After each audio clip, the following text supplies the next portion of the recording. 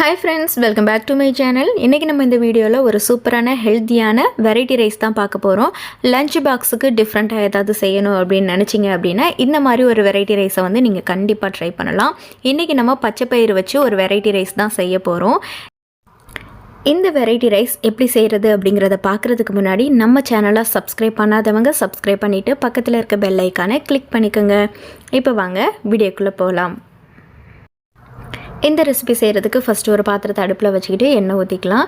எண்ணெய் நல்லா சூடானதுக்கப்புறமா ஒரு ஸ்பூன் ஜீரகம், அது கூடவே கட் பண்ணி வச்சுருக்க பூண்டு சேர்த்துக்கலாம். நான் ஒரு 3லேருந்து 4 பூண்டை வந்து பொடி பொடியாக கட் பண்ணி வச்சுருக்கேன். பூண்டு நல்லா வதங்கினதுக்கப்புறமா ஒரு பெரிய வெங்காயத்தை நல்லா பொடி பொடியாக கட் பண்ணி வச்சுருக்கேன்.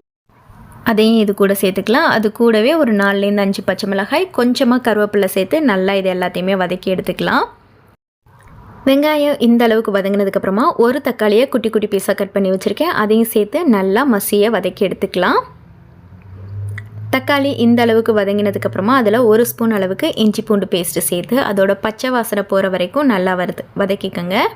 இப்போ இஞ்சி பூண்டு பேஸ்ட்டோட பச்சை வாசனை போயாச்சு. இப்போ நம்ம ஊற வச்சுருக்க பச்சை பயிரும் தேவையான அளவு உப்பும் சேர்த்துக்கலாம். நீங்கள் பச்சை பயிரை வந்து வேக வச்சுட்டு கூட சேர்க்கலாம். நான் ஊற வச்சதுனால நான் இப்படியே சேர்த்துக்கிறேன். நீங்கள் வேக வச்சு கூட நீங்கள் இதில் சேர்த்துக்கலாம். இது எல்லாத்தையுமே நல்லா மிக்ஸ் பண்ணிக்கலாம். இதை வந்து ஒரு 5 மினிட்ஸ்க்கு மூடி போட்டு நல்லா வேக வைங்க.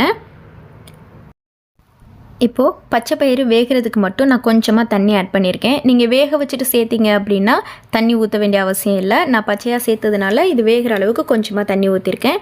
இப்போ பயிறு நல்லா வெந்து தண்ணி எல்லாம் வற்றி வந்துருச்சு. இப்போ நம்ம வடித்து ஆற வச்சுருக்க சாதத்தை இது கூடவே சேர்த்து நல்லா மிக்ஸ் பண்ணி எடுத்துக்கலாம். அவ்வளோதான், நம்மளோட பச்சை பயிறு ரைஸ் வந்து சூப்பராகவே ரெடி ஆயிடுச்சு. இந்த குழந்தைங்க எல்லாம் வந்து இந்த மாதிரி பயிரெல்லாம் தனியாக கொடுத்தோம் அப்படின்னா சாப்பிட மாட்டாங்க. இந்த மாதிரி வெரைட்டி ரைஸாக நம்ம செஞ்சு கொடுத்தோம் அப்படின்னா அவங்களும் வந்து இதை வந்து எடுத்து ஒதுக்கி வைக்காமல் சாப்பிட்ருவாங்க. அதுவும் இல்லாமல் இது டக்குன்னு செய்யக்கூடிய ரெசிபி. ஸ்கூலுக்கு காலையில் அவசரமாக நம்ம கிளம்பும்போது பசங்களை கிளப்பும்போது இந்த ரெசிபியை வந்து டக்குன்னு நம்ம செஞ்சு கொடுத்துடலாம். நீங்களும் இந்த ரெசிபியை ட்ரை பண்ணி பார்த்துட்டு உங்களுக்கு எப்படி வந்திருக்குங்கிறத கமெண்ட்டில் சொல்லுங்கள். Thank you, bye bye.